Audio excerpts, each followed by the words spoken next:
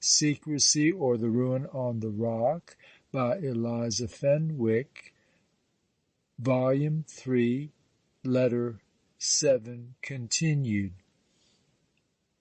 Is there not, said I, and in truth, Walter, I did not very well know what to say, so dizzy had I become in reading Mr. Valmont's incontrovertible acknowledgment of his niece's fortune, together with the unlooked-for charge against me of having stolen into his castle.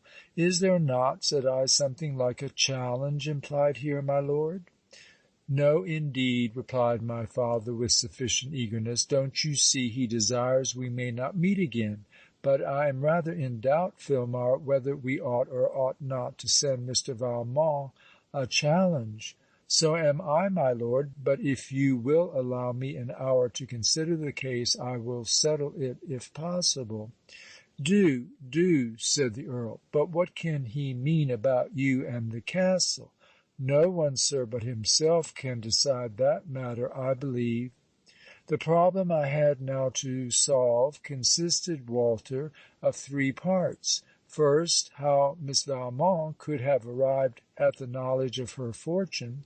Secondly, how Mr. Valmont could know I had been in the castle. Lastly, and of most importance, whether, all circumstances duly considered, it would be proper that I or my father should challenge Mr. Valmont.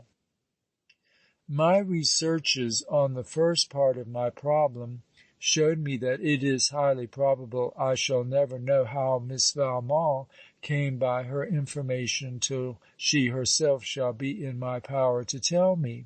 And further, that her knowledge of the affair will greatly tend to forward my projects, for no longer a dependent but a prisoner, she will be rejoiced to free herself at any hazard from her uncle's galling tyranny.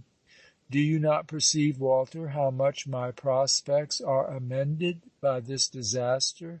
On the second part, I discovered that Mr. Valmont can have but an obscure and imperfect idea of my being in the castle from his mention of a feigned name. I bore no name at all. Certainly my agents would not betray me, and Valmont must have spoken at random as to the means. Out of the foregone conclusions arises the answer to the third part of my problems. It would be highly improper for either me or my father to challenge Mr. Valmont. What a blessing it is, Sir Knight, to find sympathy in our griefs! From the moment my father confided to me this important business, he seemed to have forgotten its nature and my apparent concern therein.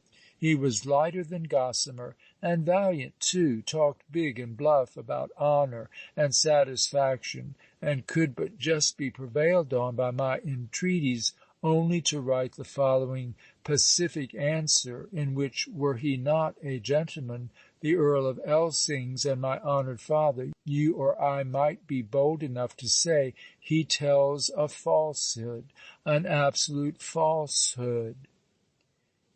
End of section 43.